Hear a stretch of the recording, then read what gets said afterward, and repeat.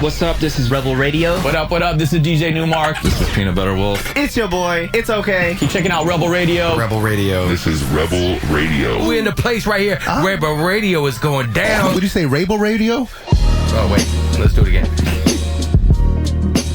Rebel Radio. What's up, Rebels? Welcome back to Rebel Radio. Today is a very special 2-year anniversary edition of Rebel Radio. My guest today is Dennis White. You may know him as Static Revenger or as Latroit. He's a very talented DJ, remixer, producer, songwriter. He was also the first guest we ever had here on Rebel Radio 2 years ago. You can find him at Latroit on social media. And he flipped the script on me this time. I thought it'd be nice in honor of our 2 years to go back to our first guest and kind of check in with him and see what he's been up to since that time. And you know, he flipped it on me and decided he wanted to interview me. So I let him do it. And we talk all about my career path, where I started, all the twists and turns I've had, all the mistakes I've made. Definitely a lot of crazy stories, I think, coming up on Rebel Radio. A couple lessons that he was able to pull out of me. I think the big one being just confront your fears, do it anyway, and maybe don't worry about how hard it is if that's going to keep you from getting started. You'll hear what it's all about.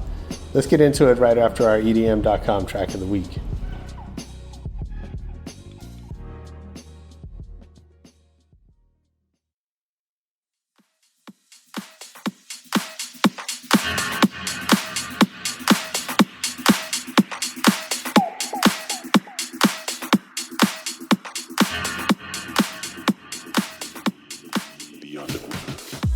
Yo, that was Buster and Kazoo with Be Underground, our EDM.com track of the week. Shout out to our friends over at EDM.com. Get over there and check out some new music.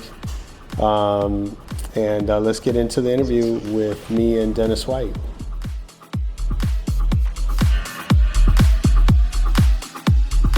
You're listening to Rebel Radio. My name is Dennis White. I am your host in residence this week. It's my great privilege to introduce a guy who's one of the most interesting people I've ever met. This is going to be an exciting interview for me.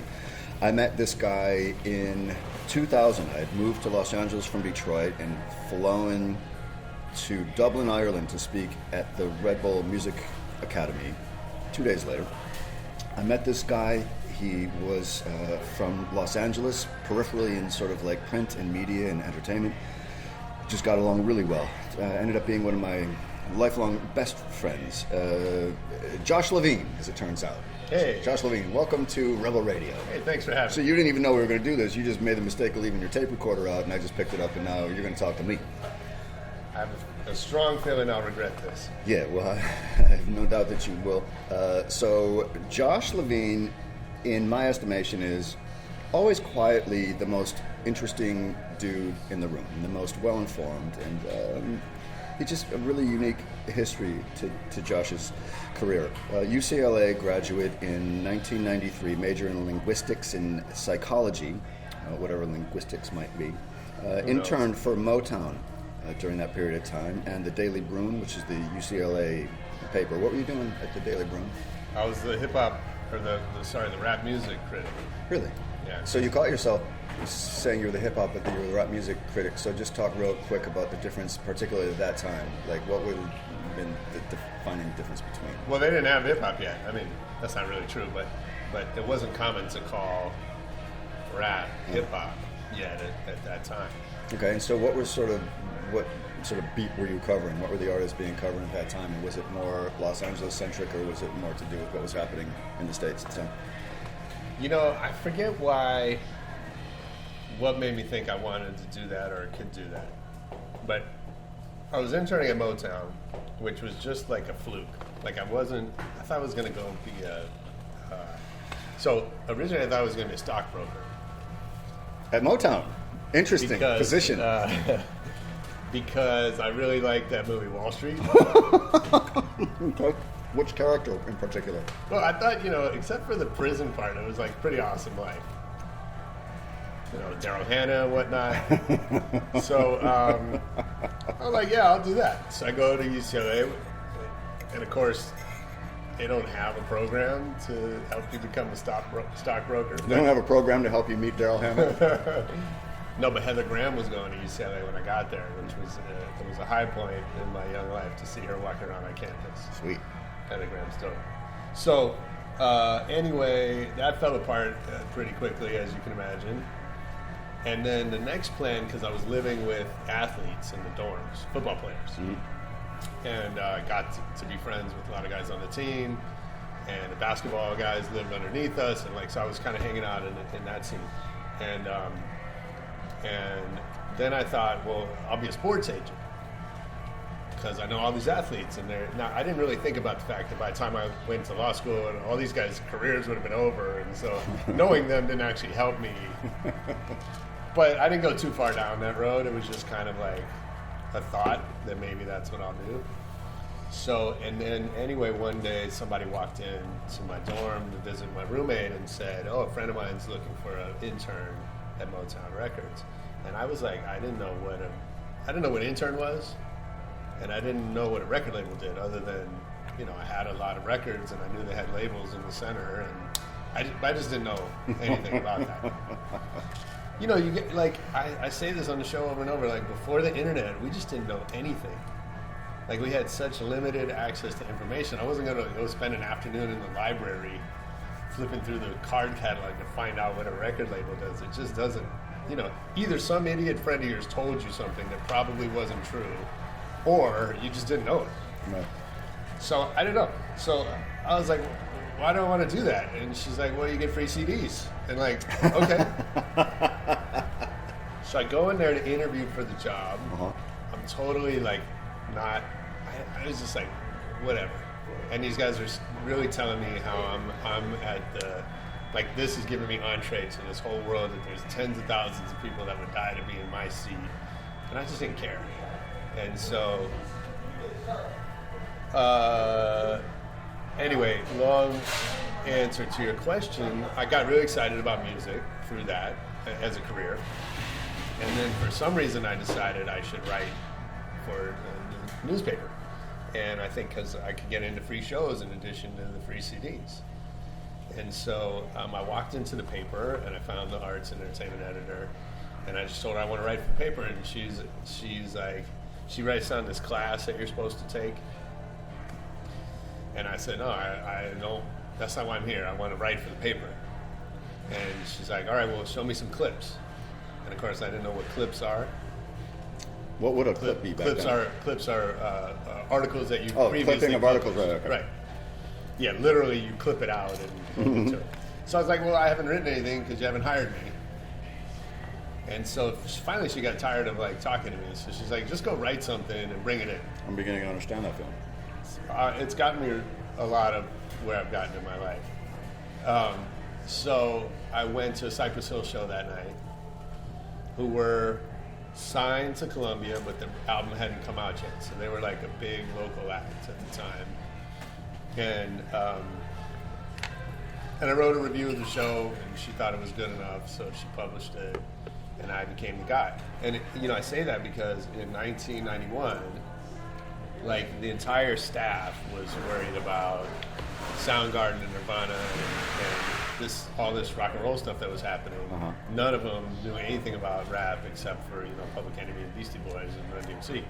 So I had the whole lane to myself, and they were sort of excited to have a guy, even though I didn't know how to write, but I knew the music and I was interested in it, and I could bring that to the paper. And so it became my lane. They gave me a little column.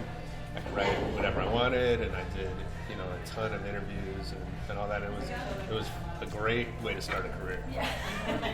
Well, that's amazing. What were some of the artists that you were covering back then that we know now, but through the lens of history, you sort of spotted early, or just? Oh shit! I don't know what I spotted early other than Cypress Hill, but that was a pretty easy one to spot. But my first day kind of on the job, so after I got hired after that, I did 2 interviews the first day. One was with KRS-One, been a hero of mine, since high school. And that was over the phone, and he was just a wild interview. And then I was in the Bay Area visiting family, and I went and spent a day with Too Short in his office, who was also had been a childhood hero of mine, and we spent like 3-4 hours together and had this really long, amazing interview. And so it was like the greatest, it was like the greatest day of my life at that point. That's amazing. As it relates to music, yeah. I don't know what I discovered. I was a terrible writer from journalistic standards. I can think, without going back, I can think of a bunch of facts I got wrong and never bothered to look up. Well, again, the luxury of no internet at the time. Yeah, but it was also, it was a very personal thing for me, right? And I think there's that it's sort of like that gonzo journalism in the sense of, I was writing about a culture that I was very immersed in and very passionate about, and it wasn't just like sort of disconnected, just reporting. So around that time,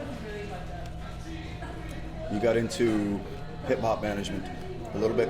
You find some artists that you started managing. Tell me a little bit about that. What made you think it was a good idea to be a manager? I don't know. So I met this dude, my first day at UCLA, Roy Campanella III. Oh. And so, his grandfather had been a Hall of Fame Dodger Hall of Famer, and his dad was a big filmmaker. And Roy was going to UCLA, same time I was, and we became friends. Like, he was the only dude at orientation who looked like somebody I'd want to talk to, and we became friends really fast. And Roy was a producer, record producer, and he just had his first credits. I think he was working on the Bronx Style Bob album with Carmen Rizzo. And so Roy was like looking for a manager, and he asked me to manage him, and I said yes. And I didn't know what to do or what that meant, so I just did it. And he introduced me to this girl group, Skin Deep, who was like a little bit like the Spice Girls 10 years earlier, or 10 years too early, maybe. And I started working with them, and we got a demo deal with Randy Jackson. It didn't get picked up. I got to know Randy through that. Wow. And so, I had all that's like, I wasn't making any money doing that for a while, but it was like all these early signs of success. And like I say these things because, there's a certain value, and it comes up from time to time in the interviews that I've done on the show. It's just like not worrying about the fact that you don't know what you're doing, and just kind of doing it anyway, and know that you'll figure it out. And I always say that, like, had I known in advance how hard some of the things were going to be, I wouldn't have attempted them, and then I wouldn't have gotten to a lot of the things that worked out really well. Yeah. You know what I mean? Yeah. So I just kind of just jumped into stuff because it seemed interesting, or I couldn't think of a reason to say no, or whatever, or because someone asked me to, and I'm typically not very good at saying no to people. So a lot of times someone says something, like I could have. There was a good reason for me to tell Roy that I shouldn't manage it, and he'd be better off without me, and I could have foreseen that we'd probably never make $1 together.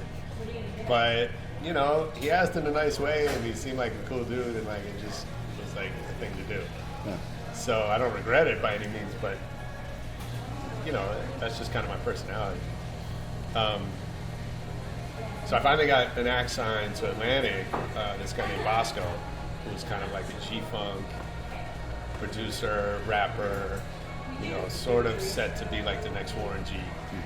Didn't happen that way. He's made a nice career for himself as a producer now. He works with Kanye and Big Boy and E40 and a lot of those people. But I got him a great deal at Atlantic, and we set out to make a record, and I kind of became a manager, started a management company for a while. And again, not really knowing kind of what I was doing there, but just figuring it out.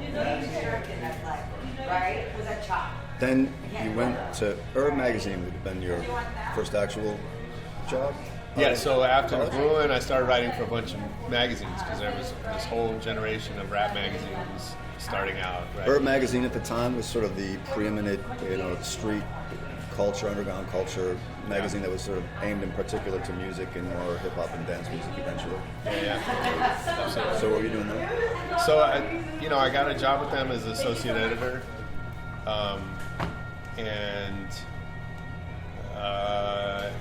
sort of knew what that entailed, but I wasn't great at it. It required a lot more time sitting in front of the computer editing people's articles than I knew really how to make sense of.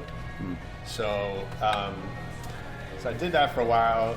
It was okay, and I was managing on the side and writing for other magazines on the side and whatever. But one day, so there was like 4 people at the magazine, and 4 people at Herb. Yeah. Okay, Raymond, who and who? Raymond, Todd Roberts, who hired me. He was the managing editor. There was a GM who was, the ad sales guy. Yeah.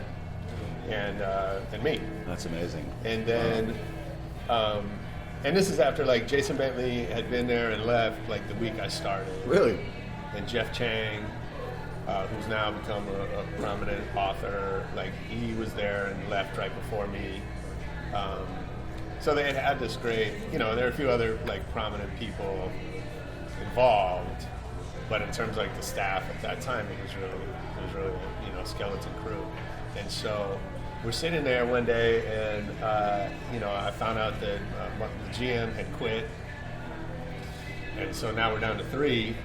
And then Raymond comes out of his office one day and he goes, "Hey, you seem like you're pretty good on the phones, so why don't you sell some ads?"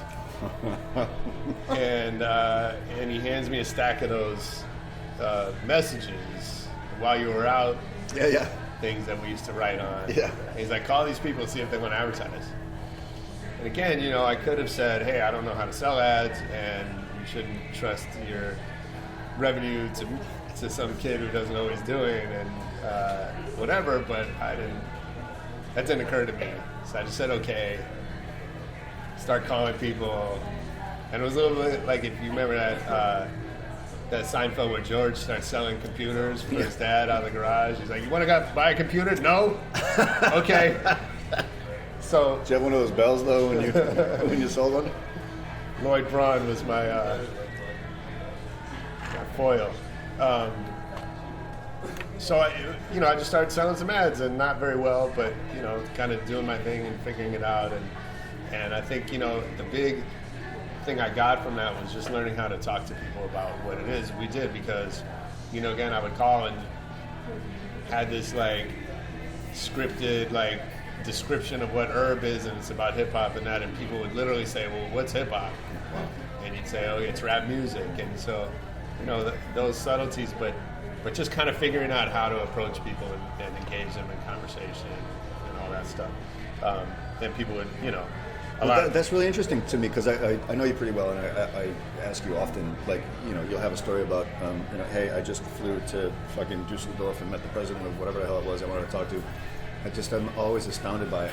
And I say, "Well, how did you do that?" And they say, "I just called him." What the fuck do you mean you just called him? But this offers a lot of insight to me into where maybe you would have started to develop that skill from just calling people and trying to get their attention when maybe... I still think in a lot of ways I'm not that good at that. I think I just have... my life, like, alternates between doing things out of no fear and being too scared to do things. Right? Like, I kind of, like, move between those 2 points. And I always regret the things that I didn't do because I was too scared. And I never regret the things that I attempted and failed when I had no fear. Can you think of something off the top of your head that you didn't do because you were just fearful of the result or got in your own way for it that you wish you would have?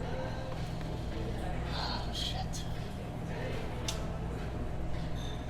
It feels Take your like time. I knew I was going to have to ask that question when you were formulating them. I mean, it feels like there's so many of those. Like whether it was talking to some certain girl or whether it was, I don't know. So maybe less that something huge happened, Yeah. and more that, like, why not? Why would I not do that? Yeah. I should just fucking do Yeah, it. it's those things where you're just like, oh, I could never do that, right? I don't know what that is, but whatever that is, like whenever you're telling yourself, like, oh no, that's out of reach for me, I think you just go for it. So And there's I an- don't always do that, and I always regret it when I don't. Yeah. So there's an interesting arc developing here for me, which is that, you know, you go to school for linguistics and psychology. That doesn't sound like maybe core requirements to go into hip hop management or journalism. No. So then you end up in hip hop management and journalism to a degree. We all know you now as one of the preeminent sort of marketing minds of our time, right? And so somewhere along there, you co-founded Rebel Industries while you were at Herb, where I think all of those things sort of like coalesced, or it was because of those things that you had done and had knowledge of that at that moment in time made a lot of sense, started to make a lot of sense, I think, to some brands and stuff. Talk a little bit about the decision to co-found a marketing company proactively and how that developed into what it did. Yeah, man, it's just like it sounds really smart now, but at the time, so I left Herb to do management full time. Oh, I didn't know that. Yeah, Is that right? Okay. 94, I think. Okay. 4 or 5, 95. Okay. I left Herb to do management full time, and then I started. You know, management started going really well. And then I started making records with Raymond from Herb. So first, we did a series called Herbal Beats, Ah, yeah, I remember those. which was a compilation. It was like the best of dance music for the year, or not, or like anyway. It was like an introduction to dance music, and those sold really well. And then I did put together a deal for Raymond to make his own mixtape personally, Jungle CD through Home Records. So we started making music, and our friendship grew quite a bit over that time, and started doing other stuff together. And then I started management, started not going that well, and I stopped enjoying it in a lot of ways.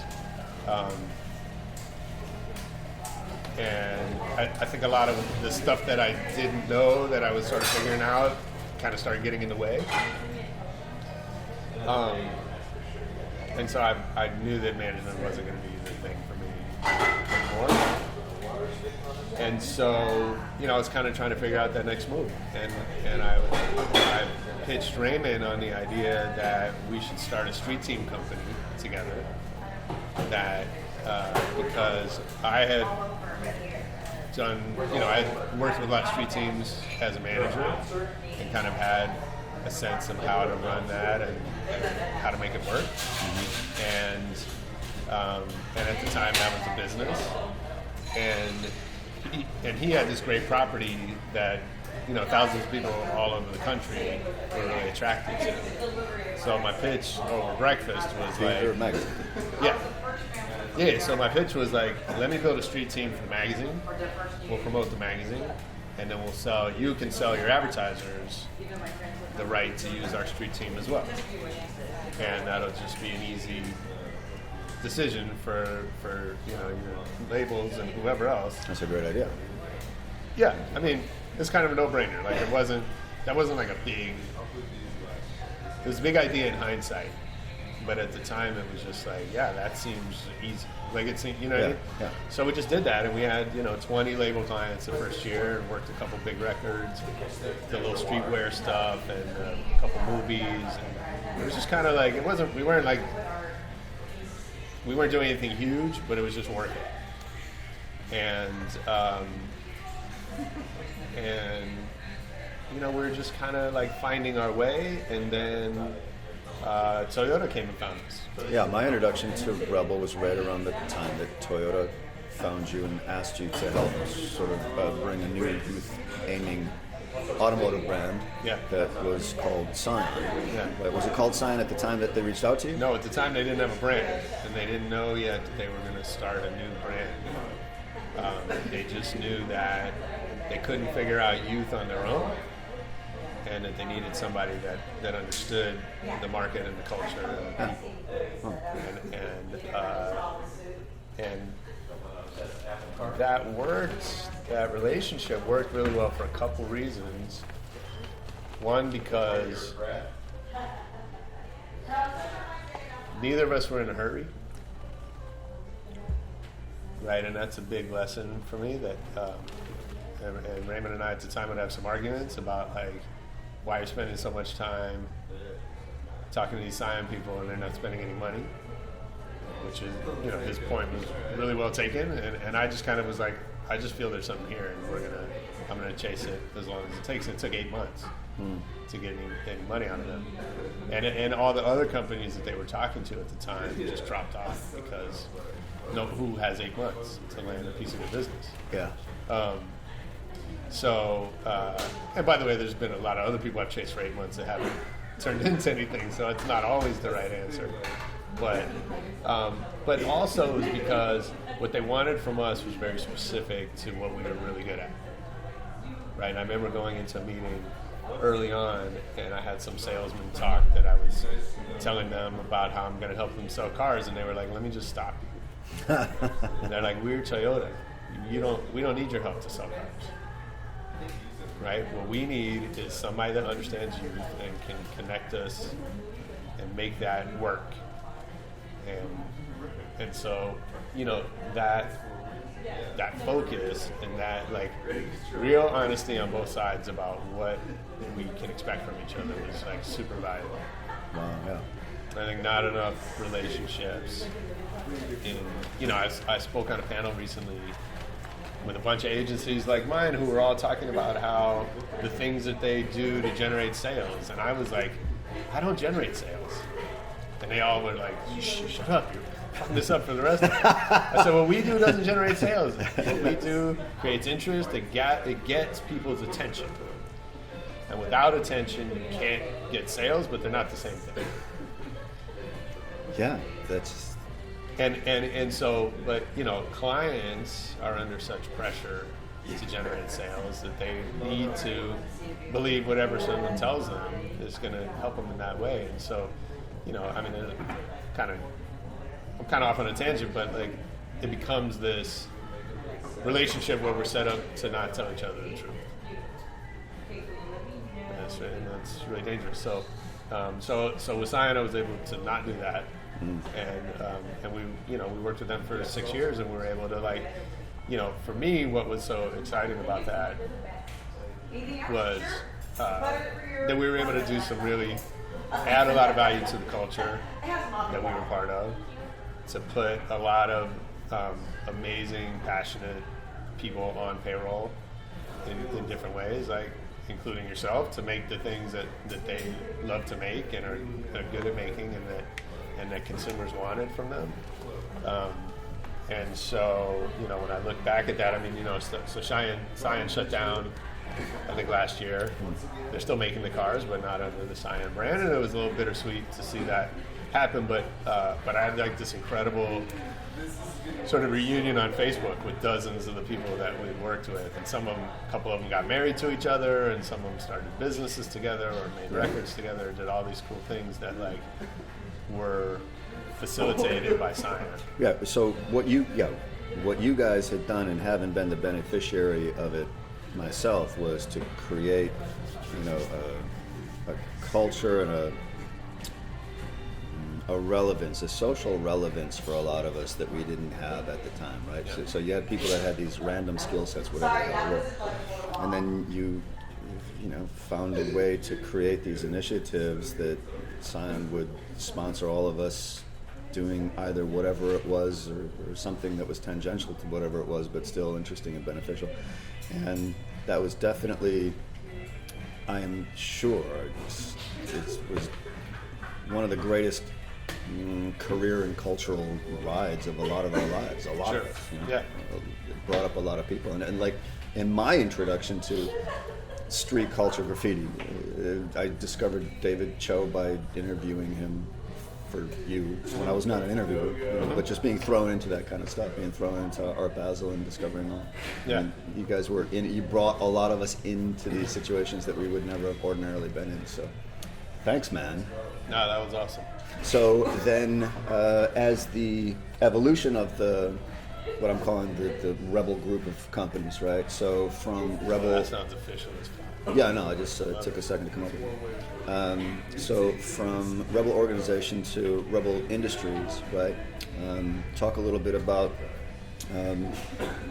evolving into that and the kind of clients that you were working with at that time and some of the interesting things that were happening for them. So we had Rebel Organization, Raymond and I, for 7 years, and then it kind of stopped making sense. Like, Raymond, we love each other. We're amazing friends to this day, but I think we found that we didn't love being partners in business, and we didn't want to necessarily run companies the same way. Yeah. And we were, what's interesting to me is, like, the things that you think you're good at. Like, we got successful for the specific reason that I just explained, right? Yeah. And then what that does is it brings a whole bunch of other things into the picture, like managing people and teams and HR stuff and a bunch of skills that frankly I just didn't have. And in some cases that I really begrudgingly approached that I really didn't want anything to do with. And so, the company was a mess for a long time, and it was, success can mask a lot of that, but it also breeds a lot of that, right? And so it worked really well until it didn't, and so it was time to do something else, and no hard feelings. We were totally adults about it, and I think we're both, better for it. But we just kind of split ways. He didn't really want to be in the marketing business in that way, and I didn't. It didn't make sense to have a magazine partner the way it did 7 years earlier, right? Like the whole landscape had changed and all that. So I just set off on my own to kind of do, essentially the same thing I'd been doing, maybe not as focused on this idea of underground culture because underground culture had changed so much. That again, before, we started the company before the internet or before consumer internet was popular. So, when I would walk into a brand and tell them that there were millions of kids that didn't watch MTV and that had a completely different relationship to music and culture, right? These brands, they either believed me or they didn't, and if they believed me, then it was a pretty easy leap to say you can't get those people without me or a very short list of guys like me, right? And in 2007, that wasn't the case anymore, right? That you can find this shit in a half hour if you know where to look, and if not, you can find a 22-year-old to show you where to look, right? And so all that had changed. So it was time for the company to change, and so I kind of relaunched, the same idea, which is that brands should make a real contribution to culture and should empower the people that are passionate about what they create to do cool stuff, right? But it just didn't have to be hip hop or house music. It could be food, it could be gaming, it could be, art of all different types. It could be all these different things, and brands can still play the same role and still take that same approach to culture. So that was the idea, and and that's kind of what we do today with soda and energy and cars and liquor and clothing and anything there is. Yeah. You took on a pretty interesting client within the last year. Yeah. And so it was fun to be speaking with you as that conversation kind of evolved. And so you're representing, would this be the right way to say it? You represent Lincoln Park for sponsorship, or what's the word? Yes, I handle their brand partnerships. Okay. we have a team that I lead. So that's fascinating, right? Because we're talking about brands introducing to culture, Yeah. right? And now you have a cultural brand. It's a band who is its own brand, and then you're connecting them to corporate brands. So you have a cultural brand, and you're in between all of that. That sounds super interesting for me. Yeah. Talk a little bit about that. Well, look, for me, that was personally exciting because to get to come at the same problem from the other side, right? And I think that's really interesting. I mean, look, they're one of the greatest, most successful bands in the world. They're also this strangely it's hard to call them underground, but they're not like household names, especially the guys individually, right? They've kind of underexposed themselves intentionally, which I've always felt is an amazing place to come from. Yeah. Right?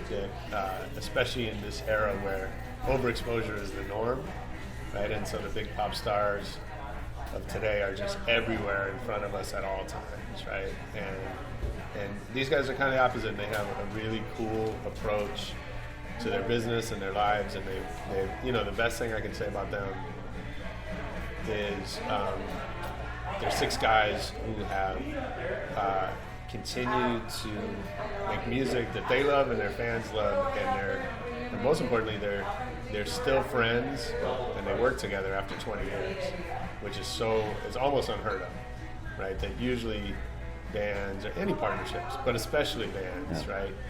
They have a few good years. If it goes really well, they just ride that out forever. And most of the bands that we all love don't talk to each other behind closed doors. Right? And these guys still hang out, they're still friends, they love and respect each other. And so that partnership, I think, is really valuable. And so the opportunity to be part of that was exciting. And I think, it has implications into the other stuff that I, can bring to brands that we work with for Rebel. What's a dynamic to working with an act like Linkin Park that maybe you hadn't contemplated, but I think if you're not in those shoes, it's hard to understand the demands placed on those guys, right? Or guys like that, right? Like everybody responds differently to being in the public eye. Some people thrive on it, and some there's a lot of, we understand the difference between introverts and extroverts. Some people, famous or not, some people travel really well, and other people are jet lagged, beyond belief. And so culturally we expect this 24/7 access to our heroes. Right? We expect them to be always on, and we expect them to be, able to kind of deliver on their message and their promise, at all times. And I think, not living in those shoes, I think that's an incredible challenge that every artist has to struggle with, especially if you're at that level where it's global and it's, and so there's calls all the time like, can they be in this country next week? And partners don't always kind of understand why that's not feasible. Yeah. And I also think what it takes to manage a brand in that way, right? And in terms of deciding what's right and not right and where you draw the line. And again, that's a constant theme that comes up in this show is when do you stick to your guns? When do you kind of go with the crowd or go with the flow, right? When do you... Is there an overall answer to that? I ask because my grandfather was a pretty successful guy in the auto business. You got to meet him once. And I asked him, in my early 20s when I was coming up and just looking for some of those grandpa lessons. Yeah. And so my grandfather, his hit product was that he had had a patent and invented the luggage rack. Okay, and then like a bunch of other random automotive shit. Yeah. And my question was the same thing for him. Then I said, Gramps, did you have this idea that you were going to sell your luggage rack no matter what, and you would never take no for an answer, or was this just the result of like saying yes to stuff like you're going after this, but then an opportunity showed up? So, Grandpa, do you just stay focused on your thing, or do you stay focused on that thing so that you have something to focus on, so you don't fall apart every day and you have a purpose in your life? But then when an opportunity shows up, you take that, and he said you take the opportunity that shows up. And so I applied that. Now I'm not sure it was right for me, because I don't want to hijack the interview and like be talking about me, but in the early 2000s when we met, I had this artist project called Static Avenger, and you guys had put me in the next 100. You had that once a year. You had this next 100 list, and I was in the top 10 of that. And in the top 10 was like me, Tiesto, maybe Cascade, other like people that had gone on to great success and riches. No part of me thinks that would have necessarily happened to me, but what they did is they didn't take random opportunities that showed up. They just did what they did and stayed focused on that. And me, next thing I know, I'm making videos for Scion, fucking around with you in Spain, doing all this stuff, which was great for me. That was great, right? I don't regret it at all. But that decision-making process kind of ensured that I was not going to be superstar DJ later in my life, which is fine with me. Yeah. But this was the very long getting to the question, is there like a consistent answer for that when you're talking about that with people? As best I can tell, it's pretty much impossible to reverse engineer success.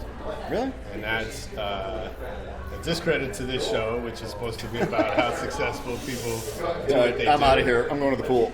And also to the, multi-billion-dollar success in personal growth industries that, that tell you could buy this book or go to this lecture or follow this 7-point plan to be successful. Like, I think there are certain governing principles, but I think to me the short answer is it depends on you, right? And I think some people, it's like you gotta find where you thrive.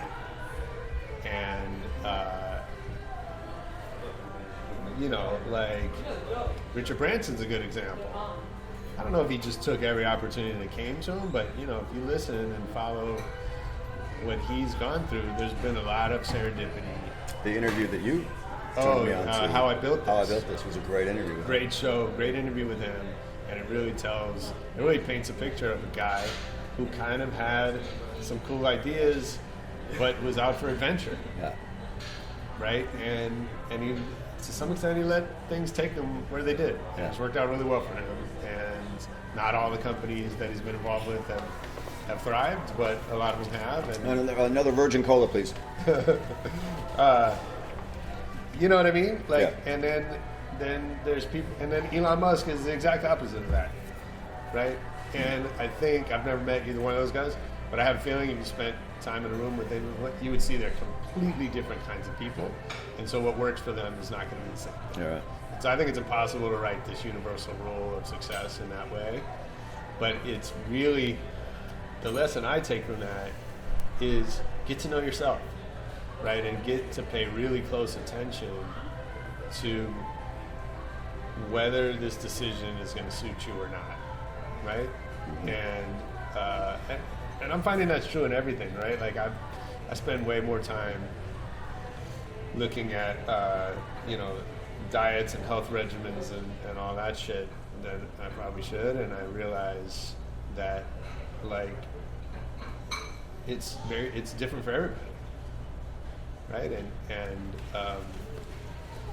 some people can eat a fucking plate of fries and be wrecked, and someone else, it'll have no effect on them whatsoever.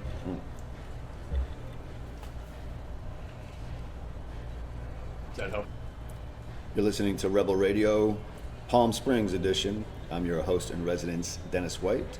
It's my great honor to be speaking with the actual host and the founder of Rebel Radio. We're about 2 years into Rebel Radio. Yeah, we just hit our 2-year mark.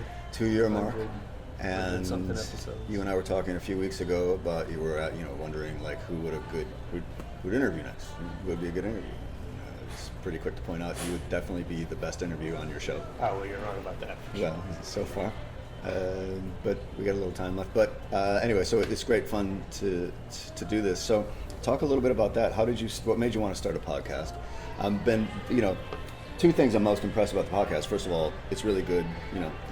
You've done very well for yourself in terms of evolving into a really interesting and informative host and interviewer. What made you want to do this, and how the hell have you stuck with doing one a week for 2 years? I'm a guy who did a podcast. You couldn't get one out of every 6 weeks out of me. I understand these things are hard to make and hard to actually do. So talk a little bit about, first, what made you want to do it? First of all, I think we're going to change the format of the show. I'm just going to have different people interview me each week. These are definitely be the best ones. That'll be awesome. Yeah. So I didn't realize how much work it was. Yeah. Okay. Getting back to the point that, you were making. Yeah. Which is important. Yeah. So I probably wouldn't have started. It's a fucking blast, man. Just talking to people, digging into stories.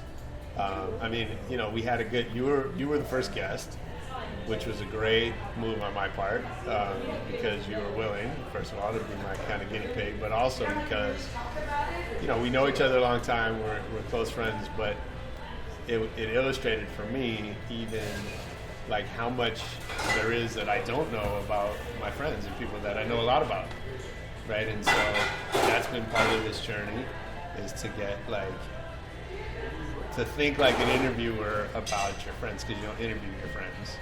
So there's all kind of stuff that just never comes up in the course of a relationship. So, that's been really interesting for me. I don't know. I started because I wanted a little bit to get back to that journalism. I think the short answer is I spent a lot of time in boardrooms or talking to marketing people, which is fine. There's a lot of great in that, but it also, I felt like something was missing, right? That a lot of what drove me to my whole career path has been to spend time around and enrich the lives of creative people, and I felt like I haven't been doing enough of that lately, right? That the day-to-day rigors of running a business and making sales and things like that just kind of take me away from that. So I needed a reason to get back in the room with people that are doing stuff that I'm really passionate about, or that they're really passionate about. Yeah. There's not a lot of passion in corporate America. And so There's a lot of talking about passion. Sure. Right? There is. Yeah. There's a lot of talking. And there's some about examples, exceptions to that. I've had, great pleasure to work with some just amazing marketers who really give a shit about what they do and the impact that they make. That's been amazing, but that's not always the case. And so I found a lot of frustration in some of that. Mm-hmm. So that's what was really driving me, and I wanted to do that in a way that I could share it with the world and be a little bit journalistic, although I had no interest in sitting and writing by myself for long periods of time. It was much more about having interactions with other people. You think of any, let's talk about some of the highlight guests you've had or highlight moments you can think of off the top of your head. Yeah, so, in some ways it's a little bit of a blur. As you said, it's one a week, which is an interesting, I'm glad we're doing it this way, because I think it forces a certain discipline. Had I not told myself from the beginning that we were going to do it this way, then yeah, it would be 6 weeks, 4 weeks, 9 weeks. It would just kind of be whenever we get to it. Yeah. And it is, parts of it are a lot harder than I anticipated, and so having that deadline looming kind of has forced us into a discipline to making stuff happen. So with that though comes there's a little bit of a blur to that, but I've really enjoyed the surprises that come out. I just had Mark Jones from Wall of Sound on. I caught up with him when I was in London, And like that interview was crazy. I love Mark. He had like some brilliant things to say, but like he put on a clown mask in the middle of the interview and just went down this whole road about this clown thing that he's doing. And I lost control of that interview almost from the beginning. And there's a few of those. I had Milana Weintrub, who's a great actress, comedian. She's the AT&T girl, if you know that. And she did kind of like this, like she refused to answer any of my questions and just interviewed me. And I just kind of went with it and let her like take over the show. And so like a lot of it, I do a decent amount of research and preparation, and I try to... I do not. No, nor should you. I don't know that that's the Unless right you answer, call by knowing the way. somebody for 17 years. I have been doing that's right. 17 years of research for this interview. Exactly. And look, I don't know that all that is necessary or that it's... Should have told me that 17 years ago. But I think, part of it is I'm still figuring out what kind of show this is. And so, like, I have certain, heroes or models that I look up to that kind of influence the way I approach it. And so whether that's Like how... who do you think does a good job? Well, Like sometimes I'm trying to do that Steven guy from Freakonomics there. Right? I catch myself doing that. Talk a little bit about that. Yeah. I was trying to do that. Thanks, Steven. But who do you like? Oh, so he's one. Yeah, Stephen Dubner, yeah. Freakonomics podcast is awesome. Yeah. But but I'm not him, right? Like he does what he does, and I'm, I'm not a Harvard economist, right? So I'm not going to approach things in the same way. But I think I take some inspiration from that. I take some from Howard Stern. Oh yeah. Yeah, I mean, not in You're the the shock. second person to say that in the last week, which like second smart person that I wouldn't. I don't know. I mean, I'm not trying to be shocking the way that he is, or I don't know even if that's still really who he is, but he's great with his guests, right? And he gets into much more of a conversational relationship than a kind of interview. And so I really, I look to that. I look to, there's people like Michael Rappaport, who I'm not at all like, but I appreciate what he does. So it's like I don't want to be him or run a show like he does, but I enjoy it, and so it still has some impact on me, right, as I think about what I'm trying to do. Then there's like, inside the actor studio, it's just like smart talks with amazingly talented people, right? And I like so, it ends up. There's a mix of all that, whether it comes out in the show or not, I don't really know, but it's swirling around in my head. And so I think it's just kind of figuring that out. And the show's changed a lot, I think, over the 2 years. Like, when I started, I had written out notes. And I kind of went through my question. I wrote out my questions and that, and then I just found that really distracting. And I found it really took away from the conversational piece of it to have me looking down at notes or whatever. But I was scared. Like I was scared that I was going to sit there and look like a fool in front of somebody and not know what to say next to them. So now what I do is I write out. I do the same thing. I write them out, but I don't bring them. And so they're kind of in the back of my head, but I don't really look at them.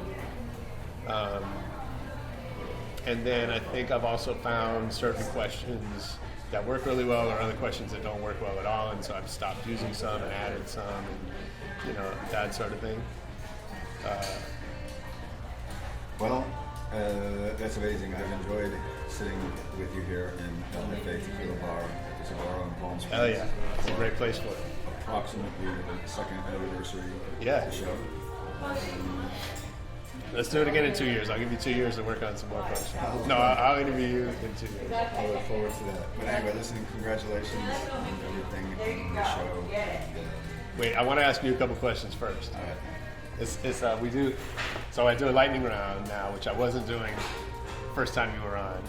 Okay. And so it's roughly 10 questions that I ask everybody on the show. And I do look these up. So I should ask you these, right? No, I'm going to ask you. Because no one cares about what I think. Okay. I don't know why we call it a lightning round, because Well, with any luck at all, it's going to go fast. we'll find out. All right. Yeah, some of these may just be coming out of nowhere since we haven't been talking about you for the last hour. Let's see how they go. We'll cut out the ones that Despite my best attempts. If you can go back and give one piece of advice to your 18-year-old self, what would it be? Pass. It would be to pass. No, it would be, well, my 18-year-old self wouldn't listen to me. If my 18-year-old self would listen, I would say trust people who know more than you and have more experience than you. Just trust them. Dope. Right? So there's a guy that signed my first little production deal, you know, back when I was making records that I was trying to make every song I wrote sound like as stacked as the Sgt. Pepper's or something like this. Throwing all these parts and all this bullshit. And this guy would just try to get me to strip it down and keep it more simple, and I refused, I raged against it, and then through the lens of history, every single time he was right. The demos were always better. You know, just trust people that know more than you and have more experience. That's good. What talent, other than the ones that you have you always wished you had more of? Listening to people that know more than I do. Okay. I've gotten there. In the past 5-6 years, I have gotten. All right. Now that my career is over, just in time. Right. So I work with and mentor a lot of young artists now, and I got this saying. I said, look, kid, you can either learn from your mistakes or you can learn from my mistakes. Trust me, it's faster if you just learn from my mistakes. Yeah, that's a good one.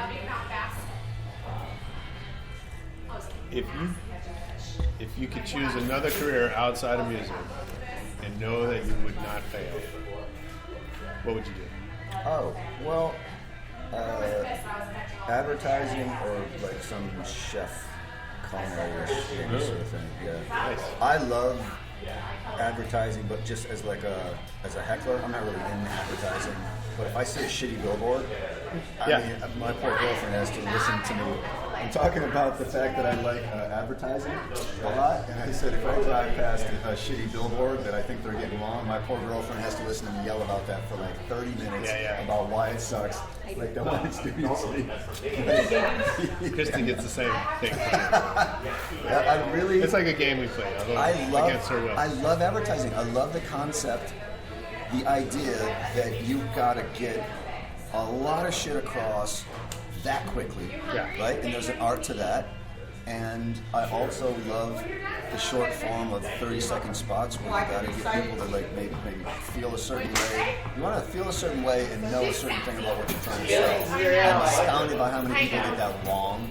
But some really get it right. Yeah, here's the problem with advertising that no one likes to talk about, because we want to talk about that it's because of technology or because of media fragmentation or whatever, and all that's true. But the big problem that no one talks about is what you just said, is how hard it is to get that right. And so what I mean is, there are, I don't know how many TV commercials are made a year. Let's say there's 10,000. It's probably more. There's probably only room for 100 good TV commercials a year. How come there's not room for 10,000? Because it's that hard to do it really well. When I say room, I don't mean like that the channels couldn't handle it. I'm saying that there isn't, like most TV commercials, if you watch TV, most commercials should never have seen the light of day. It's just that shitty. Well, most everything should never see the light of day. Most recorded songs. Yeah, sure. But it's different. I mean, yes, I agree with that. But it's different when it's some kid out of his bedroom who's like, versus a multi-billion-dollar company paying a multi-billion-dollar agency, employing a huge creative team to make some piece of garbage that should have just been thrown away, but the media time was bought, and they got and there's a marketing plan, so they run the ad. This part's called the lightning round, is it? Yeah, it's super fast, as you can tell. If I worked for you, what's something I would hear you say over and over? God damn it. Who would you be most excited to learn as a fan of your work? Oh, that's an interesting question. I don't know. I mean, I suppose somebody that I admire. So, the ones that are coming to Somebody mind. get a shot of me rolling my eyes at that answer. Well, right. Somebody that a person that I admire. I'd be very excited about that. Pick one. Well, two off the top of my head have passed away, but Who's alive? We'll get them on the show and see if they're fans of yours. somebody I admire. Okay, no. Here's it. Okay, this actually happened to me. So at the time that I learned that Fatboy Slim was a fan of my work, he was my hero in life, and that was a massive moment in my life that I will never, ever forget. That made me feel like I was doing something. Yep. Yeah, so Norman Cook. Thanks, Norman. What's your favorite city to travel to? Barcelona, I suppose. That's the one that's a combination of familiar and stuff like that. Okay. What's the... probably Amsterdam. Still, I've been there half a dozen times. Still don't give a shit. Like, it's good for a day and a half. I don't get it past there. No, I love it. I spent a week there and I love it. Okay. I think Have it's... you ever been to Sydney? No. That Sydney Harbor with the Harbor Bridge and the Opera House and these lovely little bar restaurants around there. That's probably one of my favorite places in the world. I have a feeling where what will end up being my favorite city is somewhere I haven't been yet. And it could be Barcelona or Sydney, because those are two high on my list that I just haven't made it to. But of the places I've been, Amsterdam is a combination of there's beautiful surroundings, the canals and some of the architecture and that stuff, means more to me than I think it should sometimes, but it does. And there's just this crazy youthful energy of it. It's like, Yeah, you mentioned that. Yeah. Tell them what you told me. Well, my aunt sent me on a tour for my 18th, for my high school graduation. So when I was 18, I took a European tour with 3 of my buddies. It's kind of a cheesy, touristy, commercial thing to do, and I'm not I wouldn't have done that on my own, and I cringe at it a little bit, but I'm also so glad because it took me to a lot of places. At that age, had we just gone to Europe on our own, we probably would have, it probably would have been Amsterdam, because we would have just smoked a lot of weed and stayed in the hotel for 3 weeks and then come home. We wouldn't have seen all this shit, right? So, but we got to Amsterdam first. And, and every time I've been there, I look around and I see what looks to be a ton of young people who kind of seem like they're out of the house for the first time, exploring the world. And I think that the city just buzzes with that energy of self-discovery and just it's this weird San Francisco in the sense of free to be as crazy as you want, or at least how San Francisco used to be, right? With this grand European city. I don't know. Something speaks to me there. What's the last great book you read?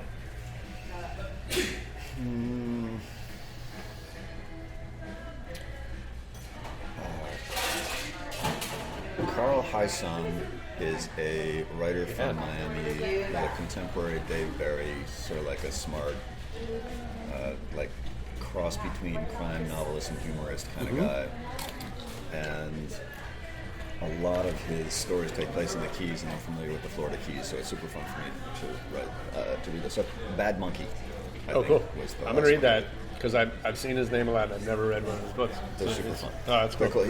Carl Hyson is like a safe bet between tongue-in-cheek, smart humor of Dave Barry and the genius-level crime novel writing of Elmore Leonard. Oh, killer. Yeah, that's Okay. Yeah. I'm in. What movie have you seen the most in your life?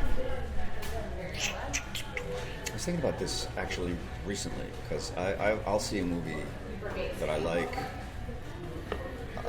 dozens of times. Yeah, over and over. Yeah. So that would be like Godfather 1 and 2. That would be Snatch. 2001: Space Odyssey, I've seen dozens of times. Spinal Tap, but that not for a long time actually.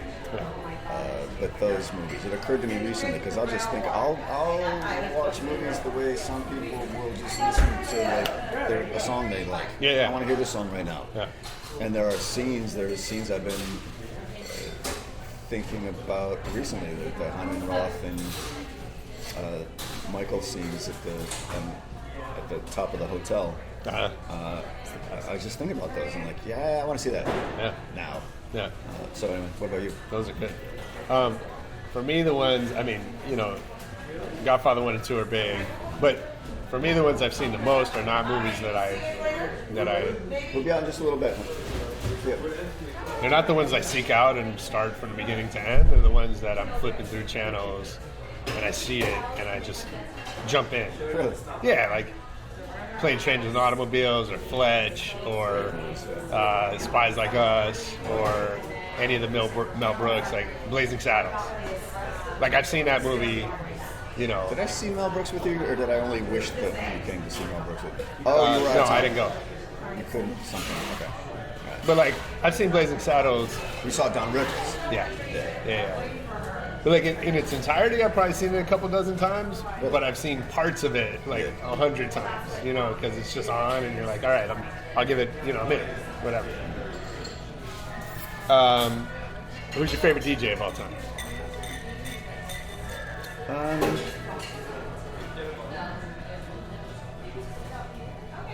I would.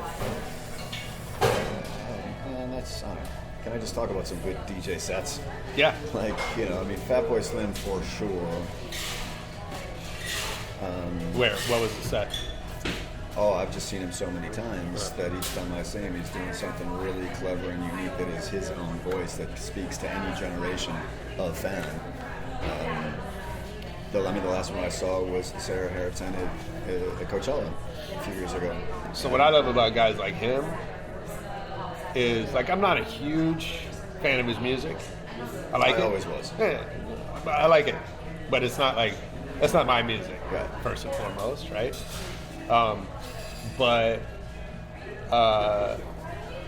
Then the stuff he'll play is not always that style, right? So the, like, was it Big Beat Boutique, or like he'll do all the soul, funk breaks, that kind of shit that you didn't expect to hear from a dance music guy. Like, to me, I always get excited about stuff like that. Surprises. One of the great DJ sets I ever saw in my life was with you at one of the silent parties, Jazzy Jeff. I can't say like I follow him or I'm over familiar with him, but that set blew my mind because it was the first time I saw anybody beat juggle like that, but without not breaking the flow of the music. Right, like the dance floor was always never not moving.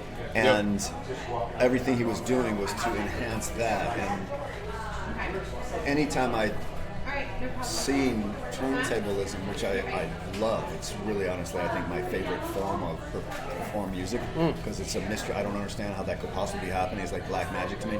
And usually those moments represent a stop in the flow of music to have like their drum solo moment, right?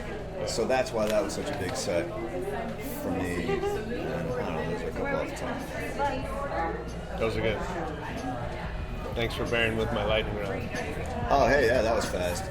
Anyway, Josh Levine, it's been a pleasure interviewing you on your show. I'm Dennis White, the host in residence this week on Rebel Radio. Thanks a lot for listening this far. Yo, that was our 2-year anniversary episode. Thanks to Dennis for making time. We were taking a quick little vacation in Palm Springs, and he made time by the bar to record that for you guys. So I hope you enjoyed it. Make sure you leave us a comment or a review on iTunes. Hit us up on Twitter at Rebel Radio Net, Facebook, same thing, YouTube, same thing. And most importantly, come back next week for more Rebel Radio. Peace.